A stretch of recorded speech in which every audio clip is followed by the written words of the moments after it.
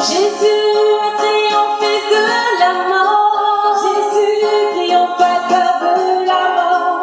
Jésus est sorti vainqueur du séjour des morts. Jésus, et si nous marchons Jésus dans ce monde, Jésus, et si nous vivons Jésus dans ce monde, Jésus, ne craignons plus rien. Jésus, nous avons un sauveur. Jésus, ne craignons plus rien. Jésus, nous avons la victoire. Jésus, triomphateur de la mort. Jésus, triomphateur, alléluia. Jésus a triomphé de la mort. Jésus, triomphateur de la mort. Jésus, triomphateur de la mort. Jésus, triomphateur de la mort. Jésus a triomphé de la mort. Jésus, triomphateur de la mort. Jésus est sorti vainqueur du séjour des morts. Jésus, et si nous vivons Jésus dans ce monde, Jésus, et si nous marchons Jésus dans ce monde, Jésus, ne craignons plus rien. Jésus, nous avons un sauveur. Jésus, ne craignons plus rien. Jésus, nous avons la victoire. Jésus, triomphateur de la mort. Jésus, triomphateur de la mort. Alléluia, oh. Alléluia, oh. Alléluia, oh. Jésus m'a sauvé. Alléluia. Alléluia. Alléluia. Alléluia. Oh, alléluia. Alléluia. Oh. Jésus m'a sauvé. Jésus m'aime, je le sais. Il m'a cherché et trouvé. Mon sauveur m'a racheté. Il m'a donné le salut. Alléluia. Alléluia. Alléluia. Alléluia. Oh, alléluia. Alléluia. Jésus m'a sauvé. Alléluia. Alléluia. Alléluia. Alléluia. Alléluia. Jésus m'a sauvé.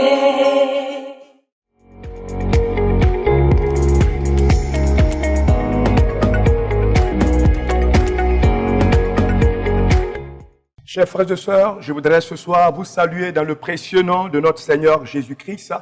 Que le Seigneur vous bénisse abondamment et abondamment. Nous sommes à notre rencontre de ce soir.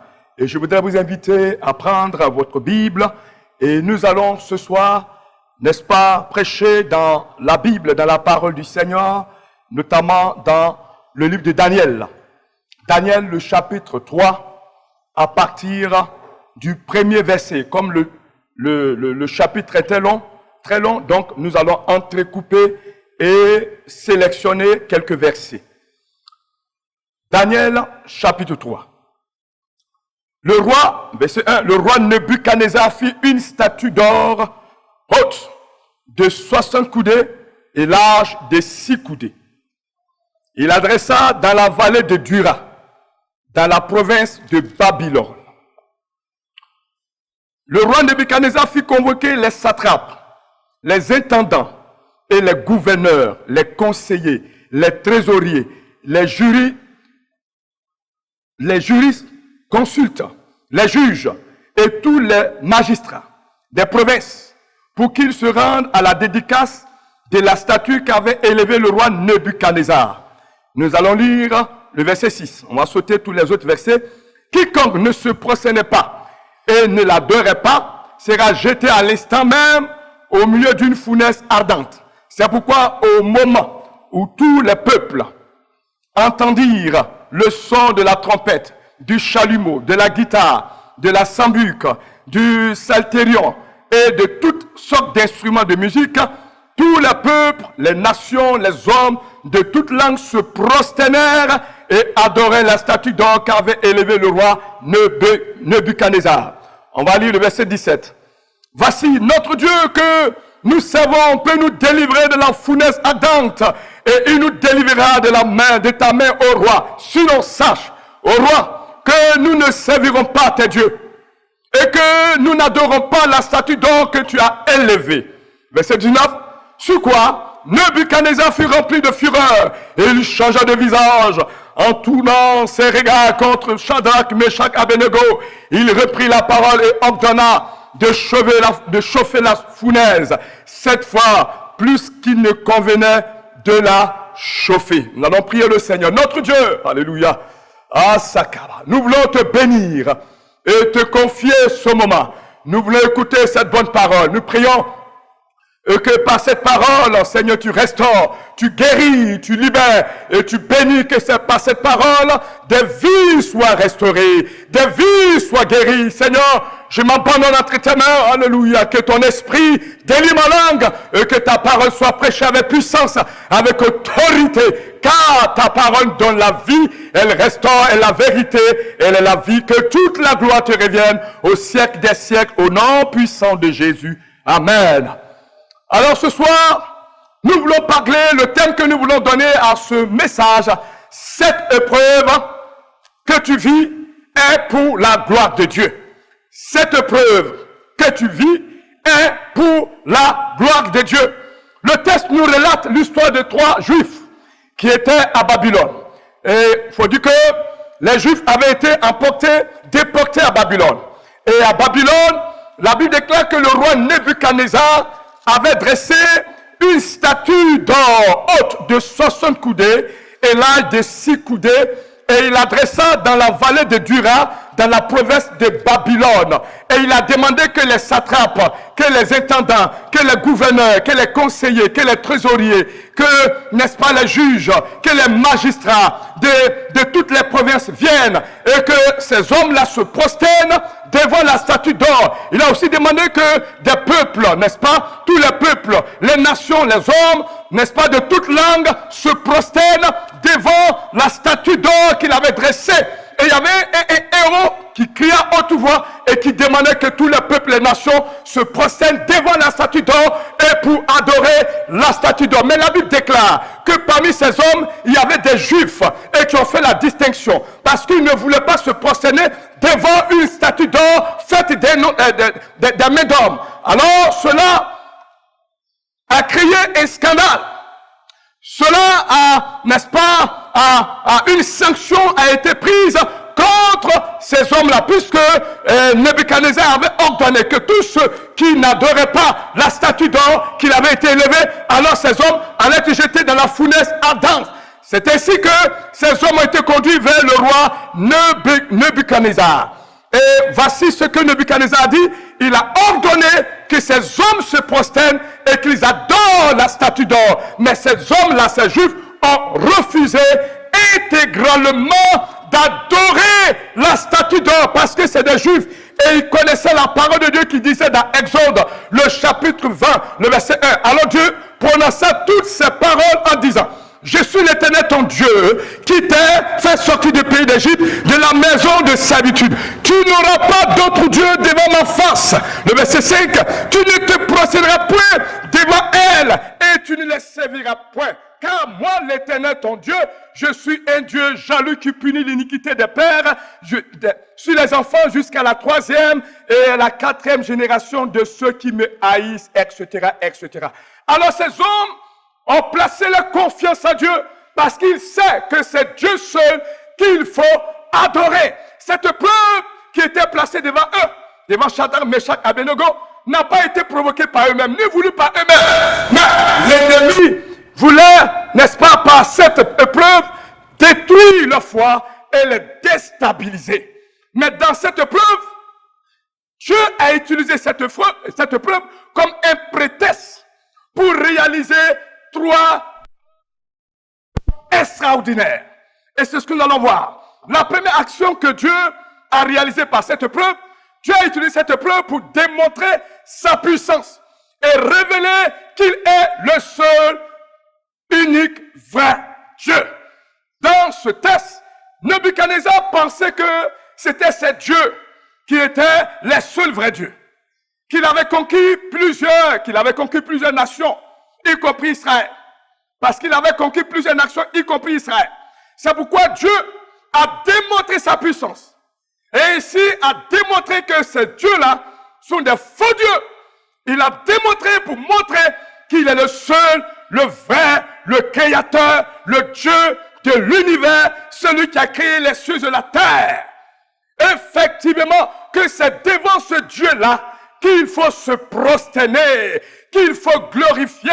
C'est pas devant le diable, c'est pas devant les démons, c'est pas devant les sciences occultes, c'est pas devant la magie noire, la magie blanche, c'est pas devant les montagnes, les eaux sacrées, les statues, les marabouts, les féticheurs, ou devant la création que l'homme doit se prosterner pour adorer. Non, mais c'est devant Dieu, le Créateur, que l'homme doit se prosterner pour adorer. Parce que sur la terre, il y a le vrai Dieu. Et ce vrai Dieu-là, c'est la personne de Jésus-Christ que Dieu a donné et qui est mort à la croix et il a été ressuscité. C'est devant ce Dieu-là que l'être humain doit adorer. C'est pourquoi le Seigneur dit dans Jean 4, verset 24 à 24, Jésus-Christ dit, vous adorez ce que vous ne connaissez pas. Nous adorons ce que nous connaissons. Car le salut vient des Juifs. Mais l'heure vient, et elle est déjà venue, où les vrais adorateurs adorent le Père en esprit et en vérité. Car ce sont là les adorateurs que le Père demande. Dieu est esprit et il faut que ceux qui l'adorent en esprit et en vérité. Alors le Seigneur montre ici que c'est Dieu seul qu'il faut adorer. Sur cette terre, ce n'est pas les montagnes qu'il faut adorer. Ce n'est pas les hommes de ce monde qu'il faut adorer. Ce n'est pas les fétiches qu'il faut adorer. Ce n'est pas les cerceaux qu'il faut adorer. C'est pourquoi Nebuchadnezzar, lorsqu'il a demandé à ces Juifs d'adorer la statue, ils ont refusé. Bien-aimés, Dieu nous donne, n'est-ce pas, la personne qu'il faut adorer, c'est Jésus de Nazareth. C'est lui qui est le vrai. C'est lui qui est le véritable. C'est lui seul que Dieu a donné, par lequel nous devons passer pour être sauvés. Le seul Dieu, le seul véritable Dieu, c'est la personne de Jésus-Christ. Nebuchadnezzar a reconnu que c'est le Dieu, n'est-ce pas, de Meshach, d'Abednego, de Shadrach, Meshach, Abednego qu'il faut adorer. Donc le Seigneur a permis ça pour manifester sa gloire et sa puissance, pour montrer qu'il est le seul Dieu. Nous sommes dans une épreuve, mais le Seigneur permet cette épreuve pour montrer qu'il a le seul mot, il a le dernier mot. Oui, c'est lui seul qui a le dernier mot sur la terre. Et c'est lui qu'il faut adorer. Lui qui a donné Jésus-Christ de Nazareth. Alors, deuxième élément, le Seigneur, Dieu permet cela pour te positionner. Pour que les gens sachent que tu es un serviteur du Dieu vivant et que tu as de la valeur. Dieu a permis cette épreuve pour élever ses serviteurs sur le plan spirituel. Parce que le roi a reconnu leur statut, leur identité, leur position, qu'ils étaient serviteurs du Dieu vivant. Parce qu'il a dit, Nebuchadnezzar s'approcha de l'entrée de la fournaise ardente et prend la parole, il dit, Shadrach, Meshach, Abednego, serviteurs du Dieu suprême. Alléluia. Voilà, par cette épreuve, le Seigneur veut te révéler au monde. Comme par cette épreuve, il a révélé Shadrach, Meshach, Abednego comme ses serviteurs. Oui, dans une nation où tous adorent n'importe quoi, des statues, mais dans cette nation, Dieu va se choisir des personnes pour révéler qu'il est Dieu et aussi pour les révéler. Pour dire que ceux-là, ce n'est pas n'importe qui, ce sont mes serviteurs, ce sont mes bien-aimés, alléluia. Par cette épreuve, Dieu veut te révéler. Par cette épreuve, Dieu veut que les gens voient que toi, tu es le serviteur de Dieu, la servante de Dieu, que tu n'es pas n'importe qui, que tu as de la valeur, parce que en toi se trouve la personne du Dieu vivant. Par cette épreuve, le Seigneur veut te révéler. Le Seigneur veut révéler tes qualités, tes talents. Le Seigneur veut révéler ta valeur, le potentiel qui est en toi, le dépôt qui est en toi. Par cette épreuve, le Seigneur veut révéler au monde que tu es une source de bénédiction. Tu es une source de gloire. Tu es une source, n'est-ce pas, de restauration. Tu n'es pas n'importe qui. Regardez, ils étaient cachés. On ne les reconnaît pas. On ne savait pas que ces hommes étaient des serviteurs du Dieu vivant. Mais il a fallu, par cette épreuve, que pour que les gens se rendent compte que ces hommes sont des hommes, j'allais dire, dont la grâce de Dieu, n'est-ce pas, se manifeste dans leur vie. Donc, par cette épreuve, le Seigneur les a révélés. Et nous prenons l'exemple de David. David, devant Goliath, le géant, C'est devant Goliath, le géant, qu'il a été révélé comme le héros. Étant le héros. En Israël, tous avaient peur de Goliath. Mais c'est devant Goliath que tous ont reconnu que David était champion, était héros, était vainqueur. Frère, par cette preuve, le Seigneur va démontrer que tu n'es pas n'importe qui, que tu as de la valeur. Par cette preuve, le Seigneur veut te donner un autre nom. Par cette preuve, le Seigneur veut te positionner. Par cette preuve, le Seigneur veut démontrer que tu es son serviteur. Oui, et quand David a vaincu Goliath, qu'est-ce qui s'est passé? La Bible déclare que les femmes ont chanté. Saül a tué ses 1000 et David a tué ses 10 000. Après, le roi Saül l'a pris dans l'armée et il a établi, n'est-ce pas, David comme chef de 1000. Après l'épreuve, bien-aimé, reste tranquille. Le Seigneur au contrôle. Et par cette épreuve, les gens sauront que tu as de la valeur. Par cette épreuve, les gens sauront que tu as une source de bénédiction. Par cette épreuve, les gens sauront que ton Dieu est vivant et vrai. Troisième élément, cette épreuve, c'est pour te rendre meilleur et prospère. Par cette épreuve, le Seigneur veut te rendre meilleur et prospère. Quand nous lisons dans la Bible toujours, il a dit que, après cela, bien sûr, après l'épreuve, le roi fit prospérer Shadrach, Meshach et Abednego dans la province de Babylone. Daniel chapitre 3, verset 30. Cette épreuve va te rendre encore meilleur et prospère qu'auparavant. Parce que cette épreuve devant Dieu est comme une transition. C'est une transition par laquelle tu vas entrer dans la gloire de Dieu. Parce que l'épreuve ne va pas te tuer. Jésus est passé par là. L'ennemi, le diable, il a voulu détruire Jésus-Christ en le crucifiant, en le tuant, croyant qu'en tuant Jésus-Christ, en le crucifiant, il allait détruire le plan de Dieu. Mais le Seigneur a changé le plan. Ce plan-là, et par cette épreuve, par cette crucifixion, Dieu a élevé notre roi. Dieu a élevé le Seigneur Jésus. Le preuve que l'ennemi pensait que Jésus-Christ allait être tué et mourir, Dieu a utilisé l'épreuve pour élever Jésus. Et aujourd'hui, par la croix, Jésus-Christ est élevé. Le monde entier l'adore. Le monde entier le loue. Et Jésus est au-dessus de toute domination, de toute autorité, de toute puissance, de toute dignité. Par cette épreuve de même, le Seigneur va t'élever. Il va te rendre meilleur. Cette épreuve va te faire rentrer dans ta destinée glorieuse. Parce que le Seigneur est au contrôle. Il sait toutes choses d'avance. Pendant que l'ennemi est en train de rire, de jouer, n'est-ce pas, se moquer de toi. Mais à la fin, le Seigneur va changer cette épreuve en ta faveur. C'est pourquoi, frère, tu es bon. Alors cette épreuve, c'est pour la gloire de Dieu. C'est pour la gloire de Dieu. Quand nous lisons dans le livre de Job, Job a connu une épreuve. Et la Bible dit, après l'épreuve que Job a connue, l'Éternel rétablit Job dans son premier état. Alléluia. Quand Job eut prié pour ses amis, et l'Éternel lui accorda le double de ce qu'il avait possédé. Les frères, les sœurs et les anciens amis de Job vinrent tous lui rendre visite et ils mangeaient avec lui dans sa maison.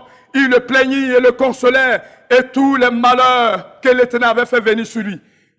Et chacun lui donna un quesita et un anneau d'or. Pendant ces dernières années, Job reçut de l'Éternel plus de bénédictions qu'il en avait reçu dans les premières. Voici un homme qui a connu l'épreuve. Satan est venu pour le détruire. Mais le Seigneur a changé cela en bien. Bien-aimé, quand le Seigneur permet une épreuve, ce n'est pas pour nous détruire, ce n'est pas pour nous détériorer, ce n'est pas pour nous déstabiliser. Satan peut utiliser l'épreuve pour te faire souffrir, mais le Seigneur va utiliser cette même épreuve pour t'élever, bien-aimé, pour te bénir. Et nous avons vu qu'à la fin de cette épreuve, le Seigneur a permis que Nebuchadnezzar reconnaisse que c'est le Dieu de Meshach, de Shadrach, de Meshach et d'Abednego qui est le vrai Dieu. Il a reconnu. C'est pourquoi il a élevé, n'est-ce pas, Meshach, Shadrach, Meshach, Abednego. Et la Bible déclare, le roi le fit prospérer. Il le fit prospérer. Ton Dieu va te faire prospérer. Après cette épreuve, bien-aimé, les gens ne te reconnaîtront point. Parce que Dieu sera avec toi. Et ton Dieu va faire multiplier tes activités. Ton Dieu va te faire marcher dans la gloire de Dieu. Ton Dieu va s'élever. Et celui qui combattra pour toi, ton Dieu, comme Job, à la fin, Dieu l'a élevé. Et les dernières années de sa vie ont été des moments de bénédiction. Les dernières années de ta vie, les derniers moments de ta vie, après avoir passé par l'épreuve, le Seigneur te bénira, le Seigneur te comblera. Bien-aimé, tu iras de succès en succès. L'ennemi va regretter de t'avoir attaqué. Les démons vont regretter de t'avoir attaqué. Les puissants des ténèbres vont regretter de t'avoir mis dans l'épreuve. Parce que l'épreuve va te faire bondir, va te faire grandir. L'épreuve va t'élever encore davantage. Nous prenons l'exemple de Joseph. Joseph a connu l'épreuve. Et il a pleuré. Il était chez Potiphar, où il était à l'aise. Et la Bible dit, la femme de Potiphar va s'élever contre Joseph, va comploter contre lui. Il sera jeté en prison. Dans la prison, il souffrait. Certainement, il pleurait. Il n'y avait personne pour le consoler. Certainement, tu vis une épreuve. Personne pour te consoler. Mais le Saint-Esprit me dit par cette parole, tiens bon frère, tiens bon, ton Dieu est au ciel et il te voit. Quand le temps de Dieu est venu, il a été enlevé et le Seigneur l'a fait prospérer. Il a été premier ministre. Oh, bien-aimé, il y a une gloire qui t'attend après cette épreuve. Il y a une bénédiction qui t'attend. Satan ne pourra pas arrêter la bénédiction que Dieu est en train d'envoyer. Les démons ne pourront pas arrêter la bénédiction que Dieu est en train de t'envoyer. Aucune puissance. Quand Job a été éprouvé et que Dieu l'a délivré, Satan n'est plus revenu encore pour attaquer Job. Pourquoi? Parce que Dieu a donné des limites à Satan. Ton Dieu donnera des limites aux puissants des ténèbres. Tu prospéreras, tu avanceras, tu réussiras, tu grandiras, tu agiras. Je te dis, par la parole de Dieu, rien ne pourra t'arrêter parce que tu es un serviteur de Dieu, parce que tu es une servante de Dieu. La grâce de Dieu est sur toi, la bonne médiation est sur toi. Si tu acceptes de garder la foi et d'aller jusqu'au bout, ton Dieu se lèvera. Comme Dieu s'est levé et il a béni ces hommes-là. Ces hommes sont un témoignage pour nous. Tu seras un témoignage pour la génération à venir. Tu seras un témoignage pour des hommes et des nations. Tu seras un témoignage, bien-aimé, parce que le Seigneur a découvert que tu es resté ferme certainement dans l'épreuve et ton Dieu te bénira. Que le Seigneur vous bénisse au nom puissant, glorieux de Jésus. Amen. Alors je voudrais prier pour tous ceux qui sont dans une épreuve quelconque, qui traversent une épreuve quelconque. Ou peut-être qui sont prêts à abandonner la foi, qui sont prêts à arrêter la course. N'arrête pas la course, frère. N'arrête pas la course. Lève-toi et je vais prier le Seigneur. Notre Dieu, je prie pour toutes ces personnes qui passent par des épreuves, qui passent par des situations difficiles, comme Shadrach, Meshach, Abednego, qui ont tenu bon et qui ont gardé la foi. Je prie que tu les soutiens, tu les gardes, tu les protèges, tu les fortifies, tu les aides à garder la foi, afin que ta bénédiction s'éclate sur la vie et que ta gloire s'éclate sur la vie. Au nom puissant de Jésus. Bénis les soutiens-là et fortifie-les pour la seule gloire de ton nom. Au nom de Jésus. Amen.